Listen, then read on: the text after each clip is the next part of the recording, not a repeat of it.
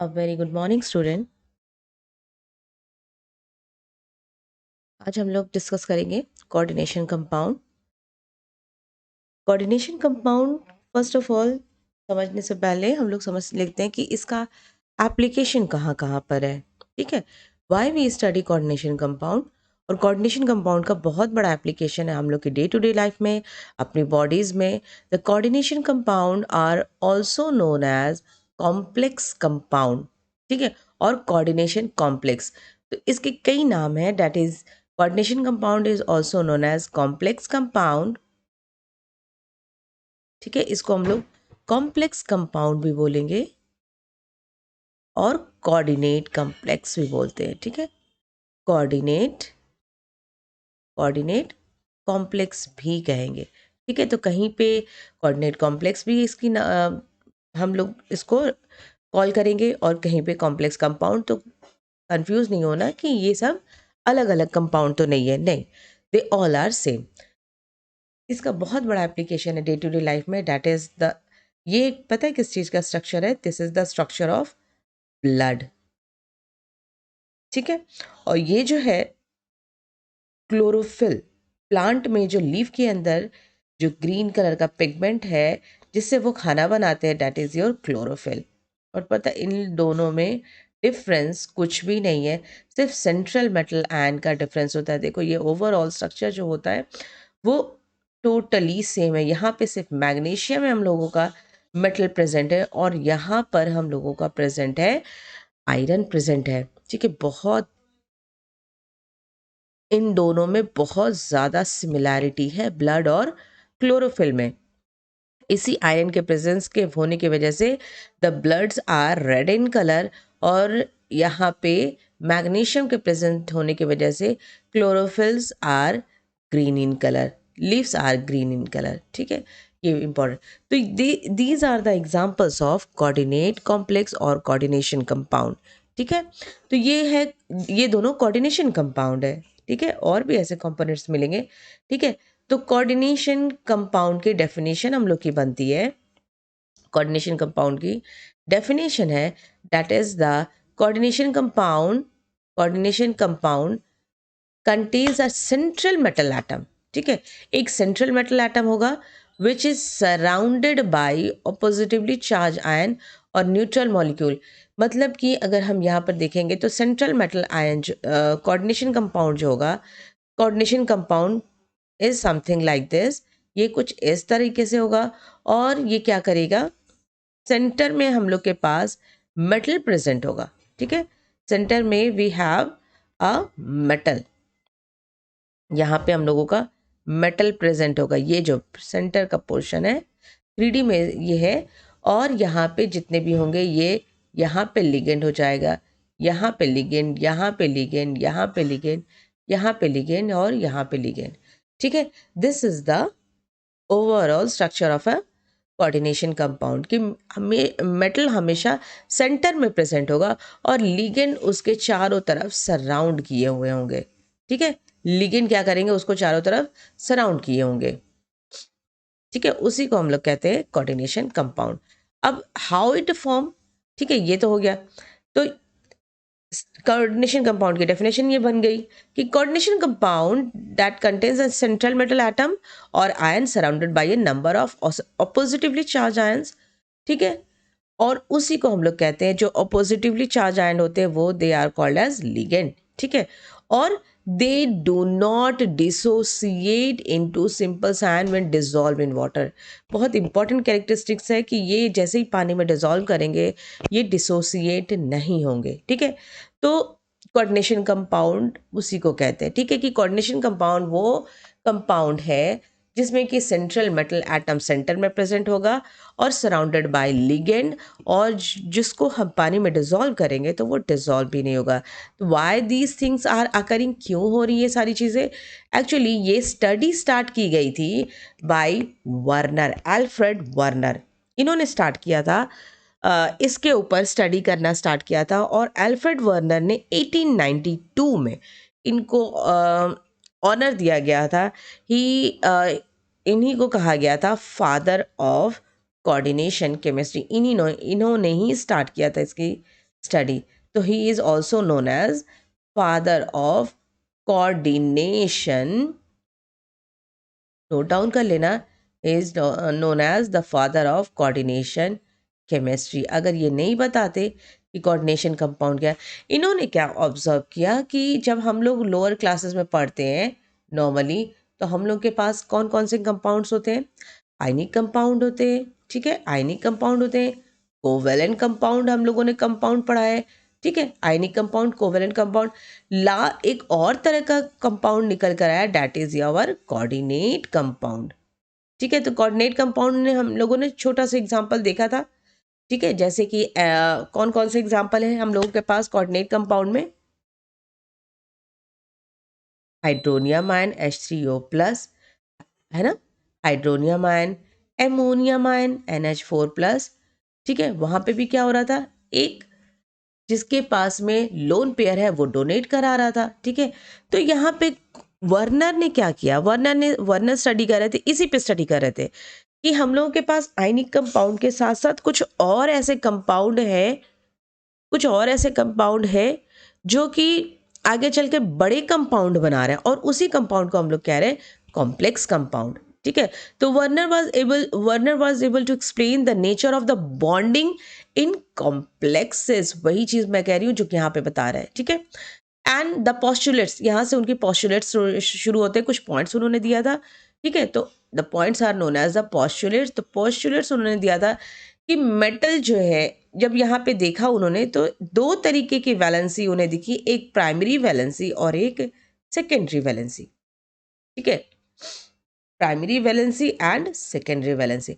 Primary valency जो होती है वो मेटल की ऑक्सीडेशन स्टेट होती है अपने आप में खुद, क्योंकि प्राइमरी वैलेंसी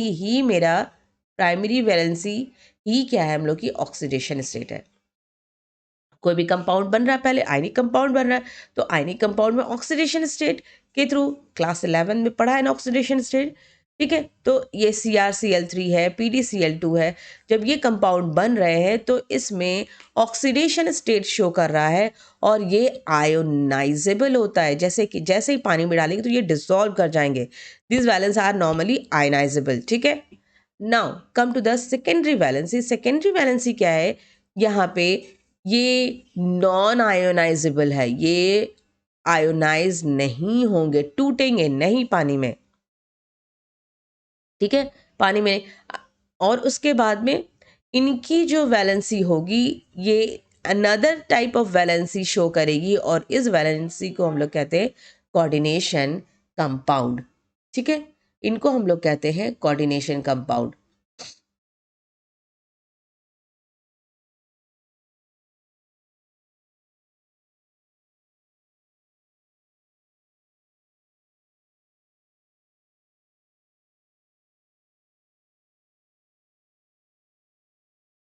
ठीक है, कोऑर्डिनेशन कंपाउंड हम लोग इसको कहें, उसको वहां पे कहेंगे कोऑर्डिनेशन कंपाउंड में ये सेकेंडरी वैलेंसी पाई जाएगी, और उसको कहेंगे हम लोग कोऑर्डिनेशन नंबर, ठीक है, कोऑर्डिनेशन नंबर। तो ये हो गया प्राइमरी वैलेंसी और सेकेंडरी वैलेंसी में डिफरेंस।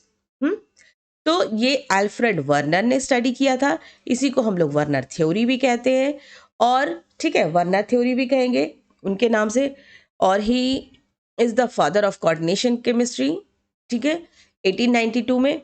एंड आफ्टर देन इन्होंने दो तरीके की वैलेंसी बताई, primary valency and secondary valency. Okay, primary valency and secondary valency, ठीक है, प्राइमरी एंड सेकेंडरी वैलेंसी हो गई हम लोगों की। एंड आफ्टर दैन हम लोग आते हैं डबल सॉल्ट, ठीक है। अब स्टडी करेंगे कि ये फॉर्म कैसे कर रहा है, बन कैसे रहा है, ठीक है। कोऑर्डिनेशन कंपाउंड तक पहुंचने के लिए सबसे पहले हम लोग को पता होना चाहिए कि ये डबल सॉल्ट क्या चीज़ है, ये कौन सी नई चीज़ आ गई जिसको हम लोग कह रहे हैं डबल सॉल्ट। एक्चुअली में डबल सॉल्ट सबसे पहले हम लोग स्टडी करेंगे, नॉर्मली हम लोग के पास आयनिक कंपाउंड है, तो आयनिक कंपाउंड जैसे कि सपोज हम लोग के पास Na है, ठीक है, पहले सॉल्ट समझो उसके बाद में डबल सॉल्ट, ठीक है। Na है हम लोगों के पास, Na when combined with chlorine ion, ठीक है, ये हम लोगों को क्या मिल रहा है, NaCl, ठीक है। तो NaCl क्या है, ये सॉल्ट है, ठीक है, जिसमें कि एक आयन ठीक है, एक कटायन और एक एनायन कंबाइन है, Na+ और Cl-, ये कटायन है, this one is your cation and this one is your anion, यही तो है ना। ठीक है, कटायन और एनायन मिलकर हम लोगों को एक सॉल्ट बना दिया। ठीक है, कोऑर्डिनेशन कंपाउंड तक पहुंच रहे हैं। अब इसके बाद में हमें इसी ऐसे ही हम लोग के पास, तो दिस इज योर सॉल्ट। अब एक सॉल्ट मिलकर दूसरा सॉल्ट कंबाइन करेगा, एक सॉल्ट से दूसरे सॉल्ट से कंबाइन करेंगे, और अगर ये आयोनाइज हो जाते हैं, ठीक है, तो इन दोनों ये दोनों को हम लोग कहेंगे डबल सॉल्ट। ठीक है, डबल सॉल्ट अभी हम लोग यहाँ पे देखते हैं, डबल सॉल्ट मिलेगा हमें। ठीक है, एक सॉल्ट दूसरा सॉल्ट अगर पानी में डिसॉल्व करवा देंगे तो हम लोगों को मिल जाएगा डबल सॉल्ट।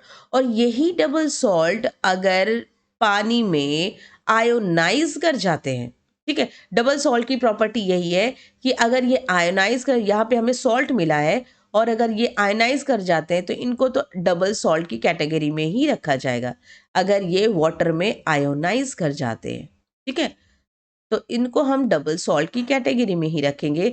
अगर ये पानी में आयोनाइज नहीं करते हैं, they don't ionize, important point है, they don't ionize, if they don't ionize, that compound, that double salt is called as coordination compound. Coordination compound, इन्हीं को हम लोग कहेंगे, इन्हीं को हम लोग कहेंगे कोऑर्डिनेशन कंपाउंड। यहाँ से हम लोग की मेन स्टडी स्टार्ट होती है। तो डबल सॉल्ट, डबल सॉल्ट क्या है, जो दो सॉल्ट मिलकर पानी में डाल दिए जाए और उनको क्रिस्टलाइज करवा दिया जाए। ठीक है, जैसे कि हम लोगों ने क्लास 11 में हम लोगों ने फॉर्म प्रिपेयर भी किया है, दैट इज योर मोहर सॉल्ट। मोहर सॉल्ट याद है, क्लास 11 में हम लोगों ने प्रिपेयर किया था। What is the formula of मोहर सॉल्ट, हम लोग को मोहर सॉल्ट कैसे बना रहे थे, FeSO4 ferrous sulphate, FeSO4 plus ammonium sulphate, इससे प्रिपेयर करवा रहे थे ना, FeSO4 plus ammonium sulphate NH4 whole twice और dot SO4 plus water H2O डाला। ठीक है, ये तीन चीजें हम लोगों ने लिया, फेरस सल्फेट लिया, एमोनियम सल्फेट लिया और वाटर डाला। ठीक है, वाटर डालने के बाद में इन लोगों को क्या किया गया, हम लोगों ने कर दिया क्रिस्टलाइज, क्रिस्टलाइज कर दिया। ठीक है, क्रिस्टलाइजेशन के बाद में हम लोगों को मिल गया एक नए तरीके का सॉल्ट जिसको हम लोग कहते हैं डबल सॉल्ट, और also called as, that double salt is called as Mohr salt. ये कंपाउंड हम लोग को मिलेगा, FeSO4 NH4 whole twice SO4 dot 6H2O, ये ओवरऑल हम लोग का कंपाउंड मिलेगा जिसको हम लोग कहते हैं मोहर सॉल्ट। ठीक है, यही कंपाउंड, यही कंपाउंड हम लोग को मिल जाएगा, इसी को हम लोग कहेंगे डबल सॉल्ट। ठीक है, जैसे ही इसको अगर हम पानी में फिर से डिसॉल्व करते हैं तो हमें ये सारे के सारे आयंस में टूट जाएंगे, Fe टूट जाएगा, Fe+2 में, Fe टूट जाएंगे +2 में। ठीक है, ये हम लोग के पानी में फिर से टूट जाएगा Fe+2 में, NH4 प्लस में टूट जाएगा, SO4 2- की भी रिजल्ट देगा ये। ठीक है, तो ये इस तरीके से ये हम लोगों का क्या करेगा, ये ब्रेक करता जाएगा। ये हम लोग का ऐसे ब्रेक करता जाएगा। ठीक है, और इसी, तो ये क्या हो गया, डबल सॉल्ट। डबल सॉल्ट पानी में डालने पे क्या हो गया, ये डिसोसिएट कर गए। और इसी तरीके से और भी एग्जांपल है, potash alum, do you know the potash alum, potash alum का क्या फॉर्मूला है, K2SO4 और उसके बाद में पोटेशियम सल्फेट और एल्युमिनियम सल्फेट। ठीक है, K2SO4,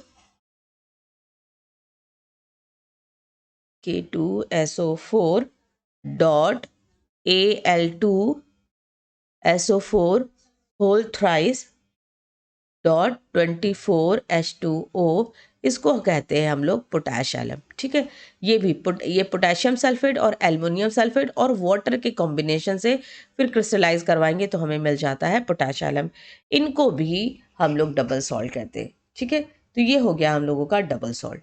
हाँ, डबल सॉल्ट के बाद, डबल सॉल्ट हो गए, डबल सॉल्ट के बाद में हम लोग पढ़ेंगे नया compound, that is our coordination compound. यहाँ से हम लोग की मेन स्टडी स्टार्ट होगी।